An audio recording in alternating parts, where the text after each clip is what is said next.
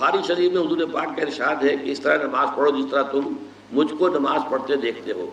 سوال یہ کہ حضور نے کس طرح نماز پڑھی، جبکہ بخاری شریف میں حضور نے رفع یدین کی نماز پڑھی ہے بخاری شریف میں حضور نے رفع یدین کی نماز پڑھی ہے۔ دیکھیے حضور نے مختلف طریقوں اختیار کیے مختلف اوقات میں۔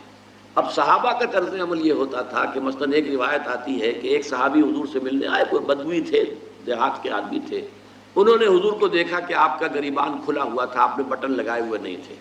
پھر انہوں نے ساری عمر اپنے گریبان کے بٹن نہیں لگائے کہ میں نے محمد کو اس طرح دیکھا ہے صلی اللہ علیہ وسلم۔ اب یہ ان کا جذبہ ہے، ان کی نیکی ہے، اتباع کا جذبہ ہے۔ یا ایک سفر میں کسی کو دیکھا، کسی نے دیکھا کہ حضور ایک درخت کے نیچے سے ہو کر گزرے، اب وہ جب بھی جاتے تھے ادھر اس کے نیچے سے ہو کر گزرتے تھے، چاہے اس کی کوئی مقصد نہیں، لیکن یہ بھی ایک اتباع کا جذبہ ہے۔ تو اس میں یہ ہے کہ نماز کی بعض چیزیں ایسی ہیں کہ جن میں معلوم ہوتا ہے کہ حضور کچھ اس میں رد و بدل کرتے رہے۔ کبھی آپ نے ہاتھ بالکل کھلے چھوڑ کر بھی نماز پڑھی ہے، کبھی آپ نے ہاتھ نیچے باندھے ہیں، کبھی اوپر باندھے ہیں۔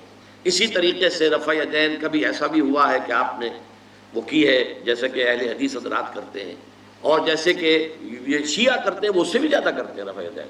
اہل حدیث سے آگے ہیں، وہ بہت آگے ہیں رفع یدین کے اندر۔ اور ایک رائے یہ ہے کہ حضور نے آخری زمانے میں آ کر سارے رفع یدین چھوڑ دیے تھے سوائے یہی جو تکبیر تحریمہ کے وقت ہے۔ اب یہ روایات، اب یہ بحث ہو جائے گی علمی، کس روایت کا کیا مقام ہے، کس کی کیا حیثیت ہے۔ بخاری شریف میں جو روایت ہے وہ یہی ہے رفع یدین کی، جو آپ صحیح کہہ رہے ہیں، لیکن یہ کہ بخاری شریف واحد کتاب تو نہیں ہے حدیث کی، مصنف عبد الرزاق ایک کتاب ہے، اور اسی طریقے سے اور اس میں یہ کہ امام مالک کے پیروکار، حالانکہ امام مالک مدینے کے دارالہجرہ کے امام ہیں، وہ رفع یدین نہیں کرتے۔ امام شافعی کے کرتے ہیں، امام مالک کے نہیں کرتے، امام ابو حنیفہ کے نہیں کرتے۔ تو ان چیزوں میں بہت زیادہ پریشان ہونے کی ضرورت نہیں ہے۔ اصل جو معجزہ ہے حضور کا اور اسلام کا وہ یہ ہے کہ 1400 برس گزر گئے لیکن نماز کے ضمن میں اتنا اختلاف نہیں ہے کہ تمام مسلمان باجماعت نماز نہ پڑھ سکیں۔ دیکھیے رفع یدین کرنے میں جماعت ٹوٹی نہیں، آپ نے کیا یا نہیں کیا، جماعت کی فارمیشن برقرار رہی۔ فرض کیجئے کوئی شخص یہ سمجھتا کہ پہلے سجدہ ہے پھر رکوع ہے، تو اب یہ دو آدمی ساتھ نماز نہیں پڑھ سکتے، جن میں سے ایک کے نزدیک پہلے رکوع ہے پھر سجدہ ہے، دوسرا یہ سمجھتا ہے کہ نہیں پہلے سجدہ ہے پھر رکوع ہے، نہیں ہو سکتی، ان کی جماعت اب جمع نہیں ہو سکتی۔ یا کسی کا یہ خیال ہو کہ جیسے ہر رکعت میں رکوع ہے کہ سجدہ بھی ایک ہے، وہ ایک سجدہ کر کے کھڑا ہو جائے۔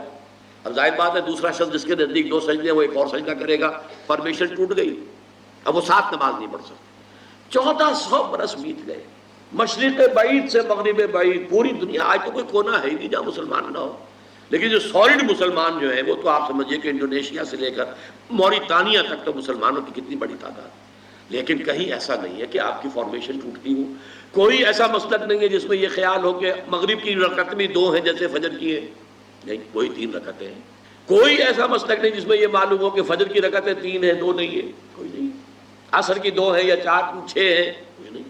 وہی رکعتیں، وہی رکعت کی ترتیب، پہلے کھڑے ہونا ہے پھر رکوع ہے پھر کھڑے ہونا ہے پھر سجدے میں جانا ہے پھر بیٹھنا ہے پھر سجدہ پھر کھڑے ہونا۔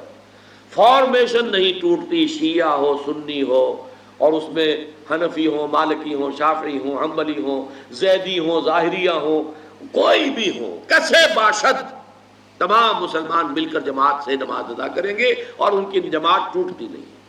یہ ہے جس کو ہمیں سمجھنا چاہیے۔ یہ کیوں ہے؟ صلو کما رأیتمونی اصلی، کہ حضور کی کو جس طرح دیکھا صحابہ نے نماز پڑھتے ہوئے ویسے نماز پڑھ رہے ہیں، صحابہ نے ویسے نماز پڑھی، پھر آپ کے بعد تابعین نے اسی طریقے سے نماز پڑھی، پھر اس کے بعد تبع تابعین نے پڑھی، نسل بعد نسل منتقل ہو رہا ہے۔ باقی تھوڑا تھوڑا اختلاف اگر ہے تو اس کے لیے زیادہ پریشان نہیں ہونا چاہیے۔